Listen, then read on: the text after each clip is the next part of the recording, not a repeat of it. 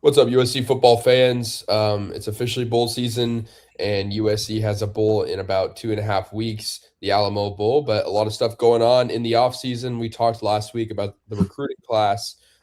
Terrence, though, a lot of stuff coming out. I mean, a lot of drama in college football right now, Michigan coaching drama. But USC kind of just skating by a little bit. They have the bowl game coming up in a few weeks. And then, of course, they just scheduled a new opponent for next year. How are you doing today, though?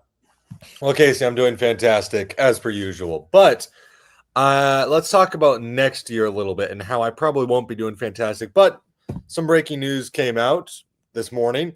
USC is scheduling Louisiana, the Raging Cajuns, to be their second out of conference game. Obviously, that Notre Dame one is still a little up in the air.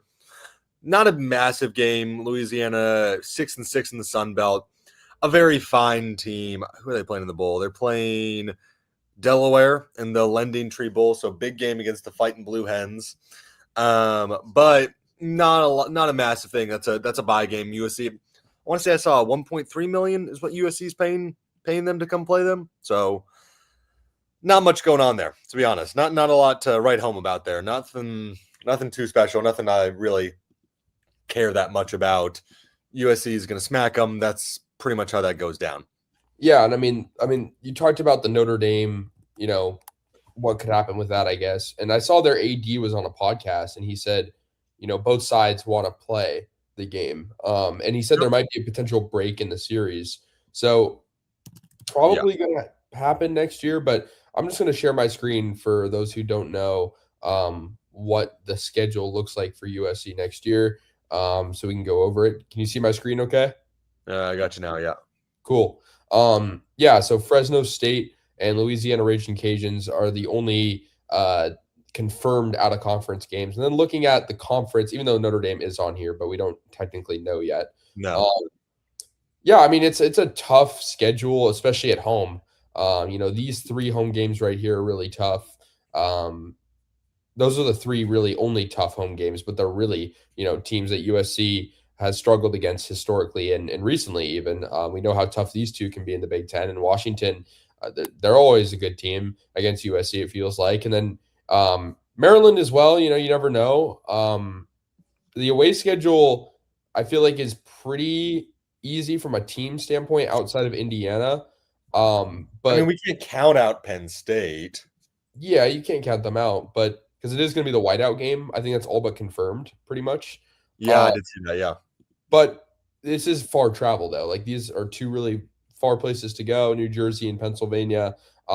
Wisconsin, we should beat them, but again, that's also a road game. The environment could be tough there. What's your overall take on this schedule, though? Just zoom out a little bit. Casey, my overall take is one word: concerned. That is what I have to say about this schedule. It just, there's a lot of games here where even I'll throw in one at Rutgers feels like such a trap game because Lincoln Riley's still not really a great head coach on the road at USC. As we know, the best Big Ten win on the road is Nebraska this year. Nebraska 7-5 plus they were winning most. The Cornhuskers were winning most of that game until Dylan Raiola obviously breaks his fibula. So I will always have concern about USC going on the road and actually winning games with Lincoln Riley because he hasn't proven he can do it yet. Yeah, I agree with you. And I mean, it's also a team that has a lot of uncertainty next year, right? You don't know who's going Right. to be a quarterback yet. You have a lot of good recruits, but you don't really know who's actually going to play. Although I will say, I think the wide receiver room next year could be so good. I mean, even without Mekhi Lemon, who is Mhm. pretty much confirmed going to go to the NFL at this point. He hasn't declared yet, but I mean, I think the wide Yeah. receiver group could be great, but there is a lot of uncertainty. The O line will look different. The defense is going to look a lot different. With a lot of guys, probably either going to hit the portal or leave. You don't know if you have Kamari Ramsey next year. You don't know. Secondary is very uncertain. Um, Mhm. I'll stop sharing for a moment here, but um, what's your overall assessment? Because we've already seen a couple guys hit the portal. Nobody too important from a personnel standpoint. But what's your overall take on what the roster could like? I know it's so early right now. We haven't even had the transfer portal open yet, but from what we know right now, I mean, how optimistic are you about USC's roster, what it is right now going into next year? what is right now, I'm decently optimistic about the roster of who they're bringing in. They haven't lost anyone really major in the portal so far. Matai Taigoa was, I think, the most major one. Yeah, I probably botched his name, so I apologize for that. Hawaii, but yeah, Tagoai. yeah. But other than that, they're not really losing many major people in the portal. Not surprising to see Harry Dalton in the portal. I mean, especially because it seems like King Miller is clearly that future lead back. Plus, you got Wayman Jordan. Just feels unlikely for him to really get a break in, especially because guy in his grade. I feel decent. It unclear. You didn't. I don't know. I don't think you mentioned Maava. Him still possible lurking around the NFL. We don't really know. Yeah. Same with Lane for that matter. So hard to tell with a lot of these guys. I mean, I think we will get a sense in the coming days. Depends on if Houston Longstreet declare or portals, we know Maava is staying, but we'll see. Yeah, and I believe, I mean, I think the theme around this team that really comes to mind for me is like going into this year, guys like Jade Mayava, Jacoby Lane, Kamari Ramsey, Makai Lemon were all projected first round picks, pretty much. I mean, or day one or day two picks, like early draft picks. Right. Um, Out of those four, I mean, Makai is the only one that's a first round draft pick, in my opinion. The important thing to note is all four of those guys, I don't really include Lemon because we know he's going to the NFL, but the three others, Ramsey, Mayava, and Lane, all have eligibility left. They can all come Yes. back if they want to.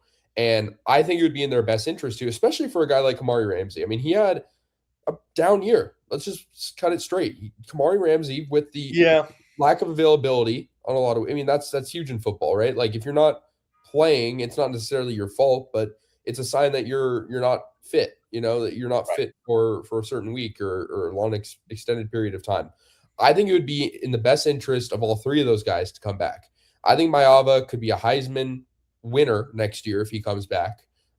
He's going to be one of the most seasoned quarterbacks in all of the country and all of the Power Four for that matter. I think Jacoby Lane has a chance to be finally the wide receiver one at USC when he's never Yeah. really had that chance to be. And I think Kamari Ramsey could be the anchor of a secondary that I think is going to get a lot better next year with Kennedy Urlacher and Christian Pierce kind of being the main guys. And you don't know about Bishop Fitzgerald either, where he's going to go. So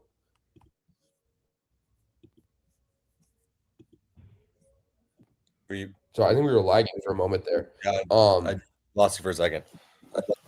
Yeah, as I was saying, I think it would be in the best interest of all three of those guys to come back. But I get it.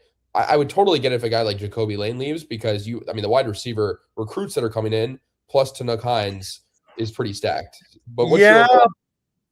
yeah, but I mean, I don't think he should leave just because I do agree with you that I think this is the time for him to prove that he's actually a wide receiver one and will make it into the NFL and can be that guy in the NFL. I agree with you. I mean, I want him to come back. The only thing I was saying is I would understand if he left. Like I wouldn't blame him necessarily.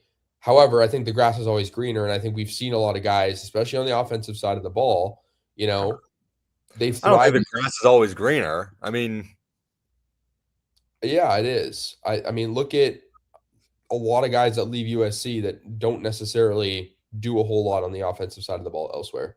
USC is a place where offense is its main thing. I mean, you can look at Deuce Robinson, Zachariah I Branch, guess, yeah. but like, I don't know. I mean, I think like look at a guy like Quentin Joyner. I know he got injured, so you can't really like Yeah, we can't count that yet. count that yet, but I just feel like my point is a lot of guys find their way at USC offensively and they don't necessarily find their way elsewhere. And I think because of the skill set Lincoln Riley brings to the table, it'd be in the best interest of a guy like Jacoby Lane to stay. Yeah, I agree. Yeah. So I mean, what about the other two?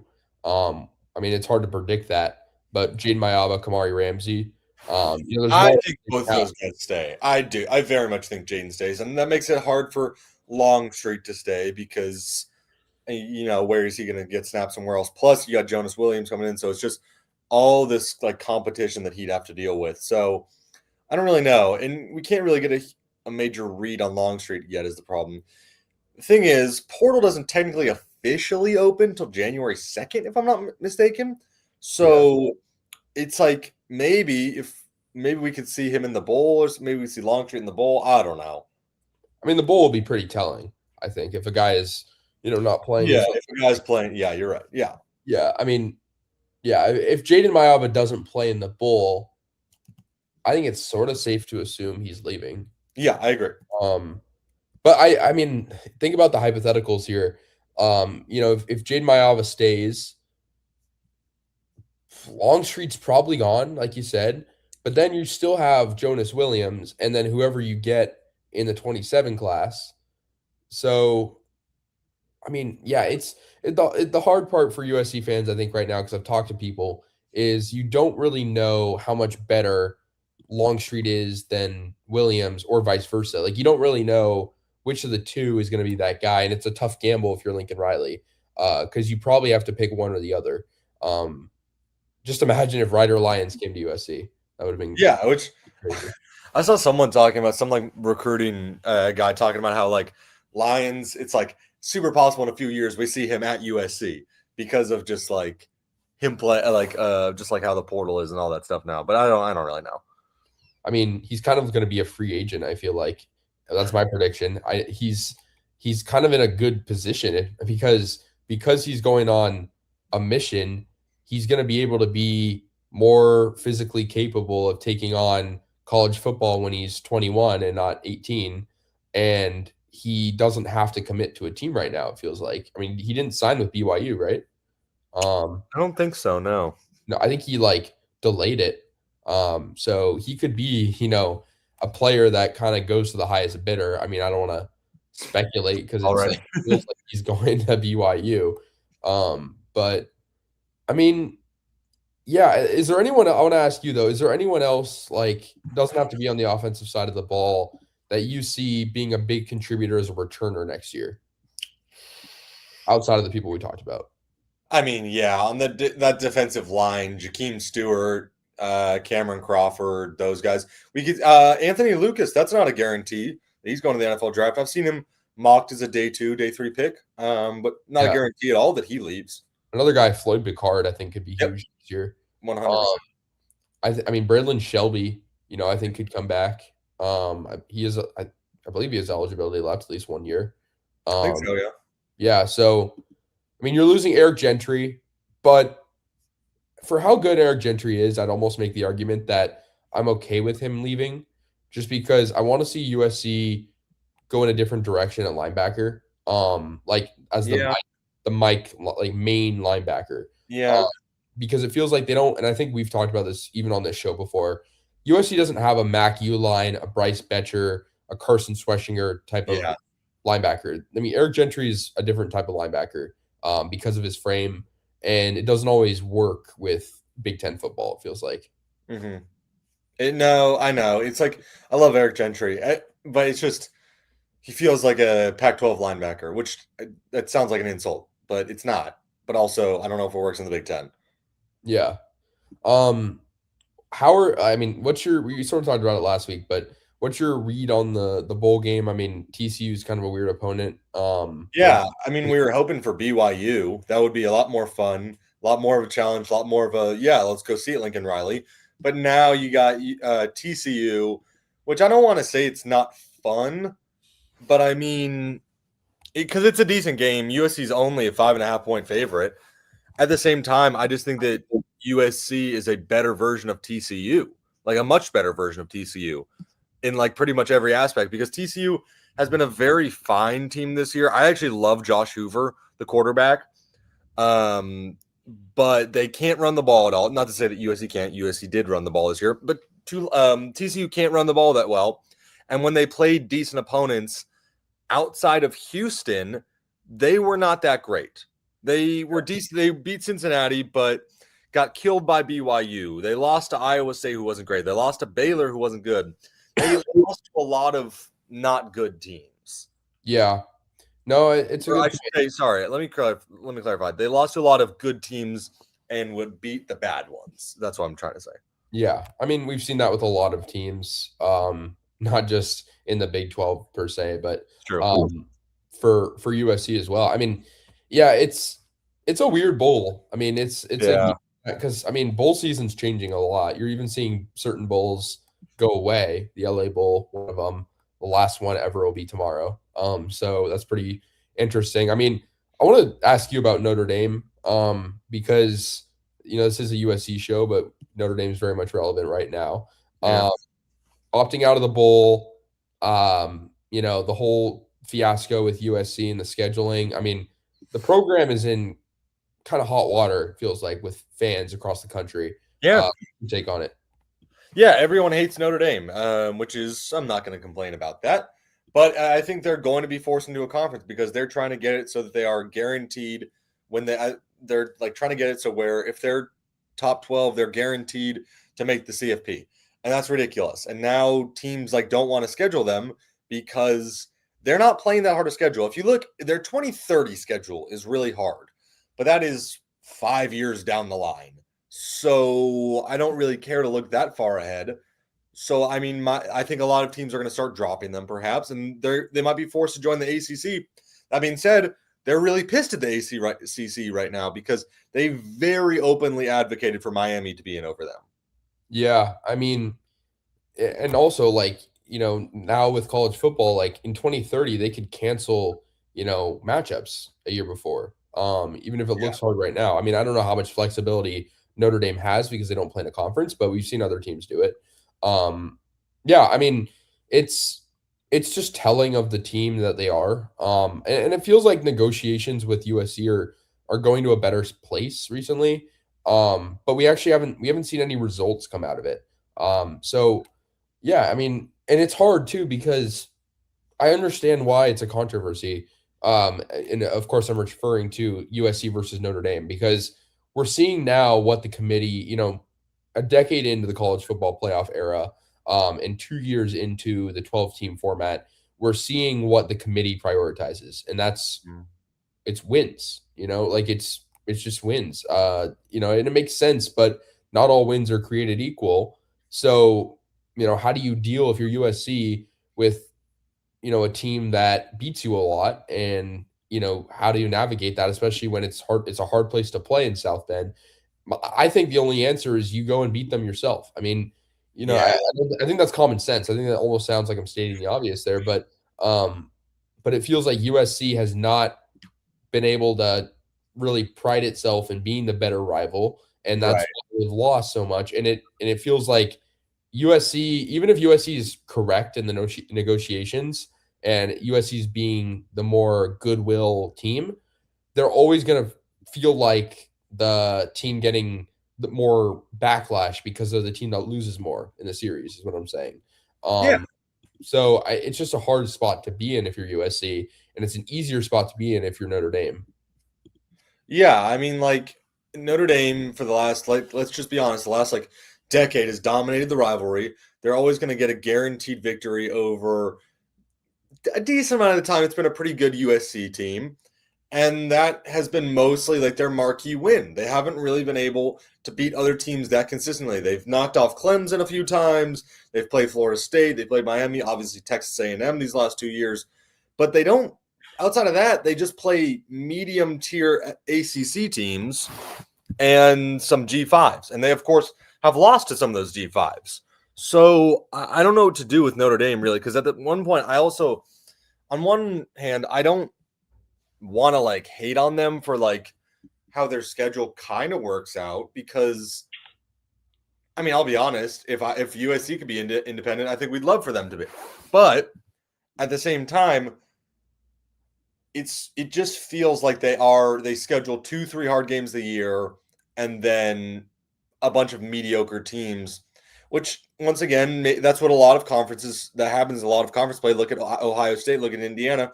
Those are two of the best teams in the country. At the same Yeah, time, Notre Dame hasn't beaten anyone.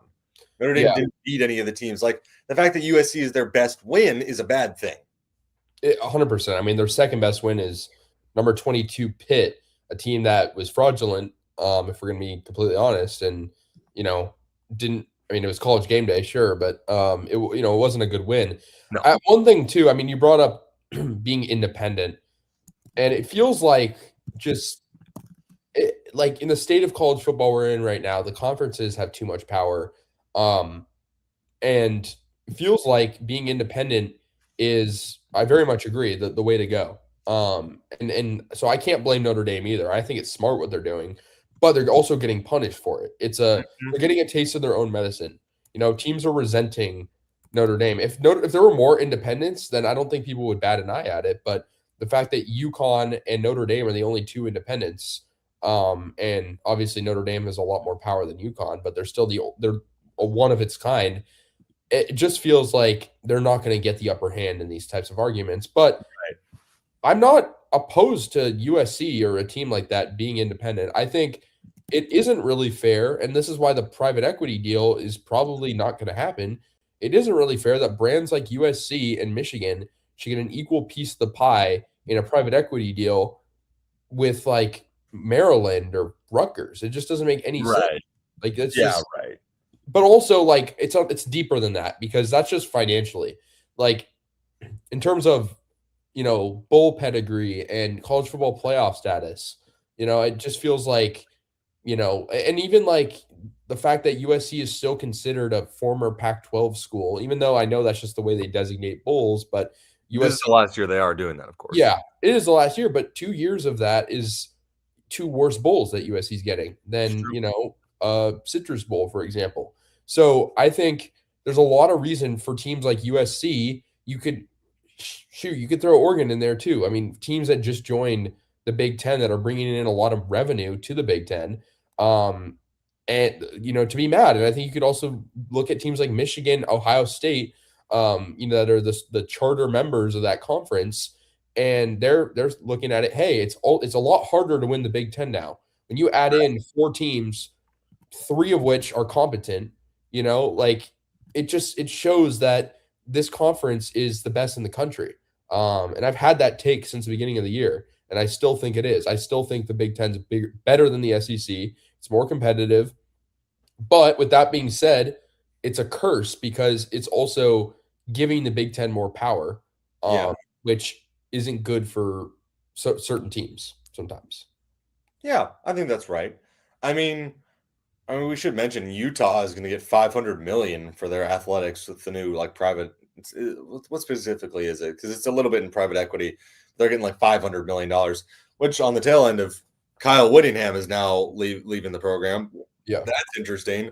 In my time at USC, never watched my teams went 0-3 against Kyle Whittingham, so that's great. But yeah, it's interesting what USC can do, what they should do, because realistically, there should just be one super conference with like 10 divisions or like 8 divisions, 6 divisions, whatever, and those division winners just make it like the Pac-12. Basically, you remake the Pac-12. I think a super conference would be like really good for USC. Like if you're a fan of a G6 team, then it would suck for you. But I also sort of agree with the sentiment of like, why is Tulane in a playoff game? Like I like small teams. Don't get like I'm I'm a fan of I don't think this is an argument we have, but go on. but just hear me out here. Like I was listening to some analysts on ESPN talk about it, like specifically teams like Tulane, because and it's funny that we're talking about Tulane, and I know it's touche because they beat us in the Cotton Bowl, so it's almost like so I do acknowledge that, but I'm using Tulane as an example because they're a team that doesn't bring a lot of revenue to college football. Um, they don't add a lot in terms of revenue. Like there's nothing else I can really say there. They're not a big brand. When did college football become all about revenue, though, Casey? That's the problem. Since Let the the fellas play the games. That's you sound like an old head right now. I mean, like I don't think I do. I think you sound like Paul Feinbaum. But it's always been about revenue. Like, why do you think in the NFL, certain teams get more NFL? It's not the NFL, but it's becoming the NFL.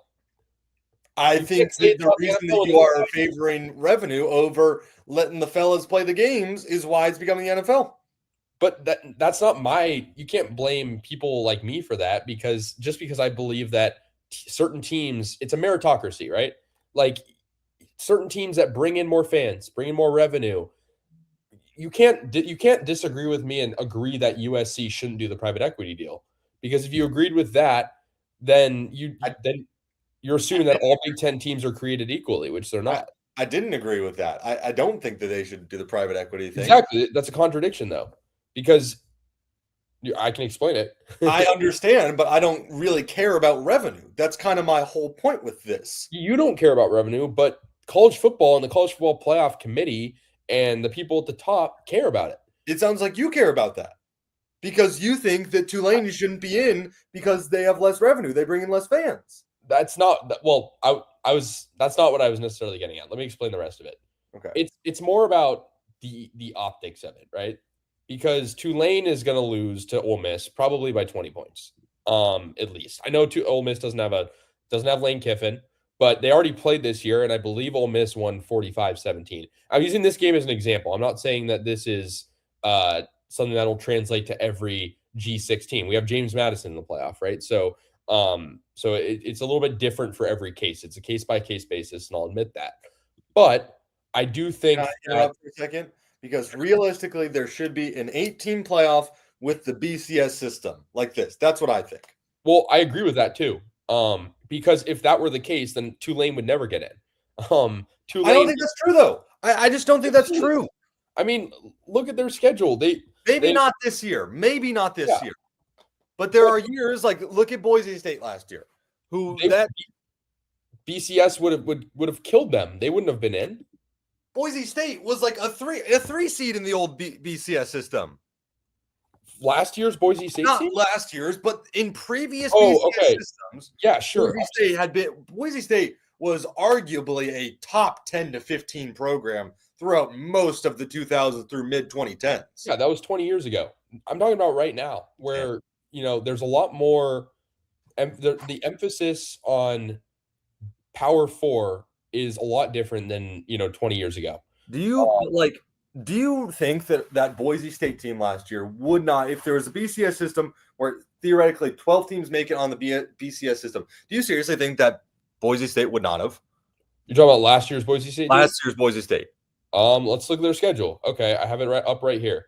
There's got to be one ranked win over UNLV, and no, absolutely not. No. Keep talking because I'm calculating this. One ranked win over UNLV by 2 touchdowns. They lost to Oregon. That was their only other. It was by 3 points, but the team that was number 1 in the country. No, Oregon was 7. I know, but they finished number 1 in the country. Okay, sure, but that was week 2. They had some good win, like they had some okay wins in conference. They beat San Jose State by 21. They beat Washington State, not in conference technically, but they beat Washington State by 20 points. But no, there's no way Boise State makes the playoff in a BCS system last year. No way. Crazy. That's crazy. With one ranked win over UNLV, number 20 team in the country? No way. I don't think so. I mean, I don't have the calculator up in front of me, I'm trying to find a calculator. Just the optics of it, I don't think so. Especially considering they lost by 17 in the first round of the playoff to Penn State, a neutral site. I mean, it's just they weren't built for it. And you're going to see. I mean, I'll eat my words if JMU and Tulane each win their games. No, I don't think they will this year. That's the thing. I don't think they will this year. But there will be times where one of these teams will win. But why are we banking on that? Like, why are we giving a platform to these teams that like are 1 in 20 are going to win? Like, it's not March Madness. Like gone completely off topic from USC, but I like this. This is better. Like, this is what we need here. This is not March Madness. March Madness is okay because, first of all, like half the March Madness games aren't even on like the main. December 1st, 2024, Boise State was number 10 in the BCS standings. Based off the BCS calculations. There's a Twitter thing, bcsknowhow.com. It does the calculations. Boise State would have been 10. That's what I have to say about that. Wait, who's 11? 11 is Alabama. Okay, who's 12? 12 is South Carolina. That's ridiculous. That's not ridiculous at all. No, that is ridiculous And what's because crazy is what's not crazy is Boise State is 7 points higher than South Carolina. no, that's because that's also that. Then you're also saying South Carolina makes the playoff last year. Let me look at this. Let me pull up the That's schedule. still Yeah, actually, out of that, I do agree with it because Arizona State was one thing lower than, or was two things lower than them at 14. that's ridiculous. No, I mean, really? That are you sure that's right? I'm looking at it right here. But I like the BCS, so I'm okay with that. But I don't understand. I just don't get it. How does a team that has one ranked win over the That's number true. 20 team in the country at a neutral site? Well, I guess it wasn't a neutral site because it was their Neutral home. site. It was a home game for the championship. UNLV was 20th. Yeah, how does that make sense? Like at that point, let USC in. Like that makes No. zero sense. Okay. Well, see, now I want to look at what are like the, hold on. Let me look at the calculations No, this year. I thought I was pro BCS, but that makes no sense to You me. see USC this year is 16. What was USC last year in the BCS? I don't know. It only does top 25, and they went 6-6 last year. I know. I was sort of joking about let them in last year because they weren't very good last year. But Boise State though, Ashton Genty was a Heisman. I'll die on that hill. But one ranked win, and they had two ranked opponents, and they lost the other one. I know it was They lost it by like 1 point. It was by 3. But yeah, but does the BCS care about how much you like? A loss is a loss, dude. Like I think it. Hold on. their second best win that year. They beat UNLV twice, but one of those times UNLV was unranked. Their second best win was arguably San Jose State, I guess. Oregon State. I don't even know. It's hard to tell. Like maybe I guess San Diego State. I don't know. The second best win was probably Wazoo, a pretty decent Wazoo team. Oh, sure. I mean, Wazoo was okay. And John Mateer, a good John Mateer. They beat UNLV twice. They beat that top 20 team twice. Yeah, but they weren't ranked one of those other times. I mean, okay, sure. But my point is, though, the fact that we're even arguing about this, I think, and I don't think Washington State was that good last year. They lost to New Mexico. They lost to Wyoming. Mateer, I think there was a lot of revisionist history with Mateer a little bit. Like, yeah, he's a great quarterback, but They were he 8 wasn't 5. what he was They were now. 8 and 5, and they lost that game to Syracuse because their entire team transferred. Well, they lost the last 4 games of the season, and they lost to New Mexico, Oregon State, and Wyoming. And Mateer was terrible against Wyoming. They lost 15-14. So I think there's a little bit of revisionist history with Wazoo last year, but I don't know. I just think back to our main argument here. I don't even remember how we got here. Well, I think the point I'm trying to make, excuse me, is people are treating the CFP with 12 teams like March Madness, when in reality it can't be March Madness until there's more than 12, because it's not fair to these teams. It's not fair to teams like Notre Dame. It's not fair to teams like Bama. I know those teams. It's sort of like nice to see them not get in. It's nice to see them not get in, but I think at the same time, when they play, immensely harder schedules, and yes, they do have more losses in some cases, but I don't think you should be punished for scheduling good teams. I just think that's ridiculous. And that's why I'm anti teams like Boise State getting in, if we're talking about last year, when they had no out of conference. They had a couple It's of crazy. I don't know how you can say keep Notre Dame in this year and keep Boise State out last year when Boise State scheduled hard out of conference games and had the best player in football on their team, which is pretty close to what Notre Dame did. And Notre Dame has arguably the best player in football in Jeremiah Love. Well, okay. Boise State last year had one good out of conference game, and they lost it. That's like the same. That's like the same as Notre Dame, though. No, it's not. Notre Dame had 2 really good losses at the beginning of the year. Look, I'm not pro Notre Dame, but I'm saying if we're having a scale and we're weighing Boise State last year versus Notre Dame this year, I'm taking Notre Dame this year any day. They both have a Heisman running back, if we're being completely honest. Hate Really? that take. Really? So you want I to think see Jeremiah so Love could be a better NFL prospect, but as a college running back, I am taking Ashton Genty 100 times out of a sure. hundred Yeah. times. I am too, but I'm saying if we're using that as an argument that they both had Heisman caliber running backs. Suppose. Also, okay, so by your logic though, would you want like North Texas in over Miami?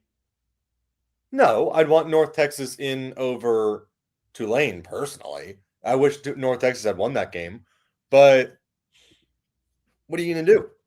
It's just like I see both sides because, and I know I've said that a couple times, but I think genuinely there is a case to be made for both. I agree that the optics of a playoff game where JMU is playing at Autzen aren't good is not good. Those like that's just not good optics for college football. But if they deserve to get there, they deserve to get there. I don't personally think a G5 schedule deserves to get in over Notre Dame or an Alabama, but that's So, just my take. So, but also you have to admit, like the optics aren't very good of Ole Miss playing Tulane. no, I agree. I think that was stupid that those two are playing again. I do agree with that. I am all for, and I know we've had this argument before. I am all for putting the G5 in because on that chance that they do win, it is electric every single time because college football is the only sport where everyone hates the underdog. You're right. I think the only way to fix this is it literally comes back to my original point. If we abolished conferences, we would not even be having this argument right now. If there was no conference, like if there was no such thing as Power Five or G5, like people would be like dancing Tulane to the stadium right now. They'd be like, you know what I mean? Like they would be like totally lighting a flame and hoping that these, G5 teams, but G5 wouldn't exist, is what I'm saying. It'd be Yeah, no, I get it. I get it. like the fact that it's us, our argument is not the problem. The main problem is the top. It's the fact that Power Five or Power Four, whatever you want to call it, is the only important thing because of a perceived notion that a team in the Big Ten or a team in the SEC, even though I do think those are the best conferences, doesn't necessarily guarantee that they're good. I mean, but Yeah, at the same time, but Notre Dame screws everything up because if Notre Dame was put in the ACC, then the ACC wouldn't be a bad conference anymore. Like it would be it wouldn't be a good conference, but it would be a okay conference. The reason why Notre Dame screws it up is the because you can't make an argument about conferences with them. It completely screws up your argument every time. If you're talking about conferences and then you bring up Notre Dame because they have it so much easier. They don't have to play a conference championship. They have a lot more leeway. They usually do have an easy schedule, but I give them credit. They had a pretty they I'd say Notre Dame's schedule this year was a huge improvement from last year. Still needs improving, but they still had what, four ranked opponents, three, four, and they lost two of them. But I still would take a team playing four ranked opponents then and losing by a combined 4 points in two of them than a Tulane team that or a JMU team. I take that. But I think the main issue is the fact that conferences exist and they have the power to kibosh, like USC, for example. If we're gonna bring it back to USC, I'm not saying that USC was a playoff team this year because they weren't. But if USC was in the ACC or if USC was independent, we might be having a different conversation right now. I don't know what that conversation would be, but it would be different. yeah, possibly. I don't know. I And mean, that's why it's all about revenue because USC, if it wasn't about revenue, then USC wouldn't be in the Big Ten. So, you're not wrong, but yeah, I don't care about that. well, Yeah, but Casey, I think that's going to do it for us here at Coliseum Chronicles Live. We went a little bit off topic there, got a little riled up. But thank you everyone for tuning in with us. Be back later. More USC related stuff. Hopefully, some more transfer portal intel. Who knows? But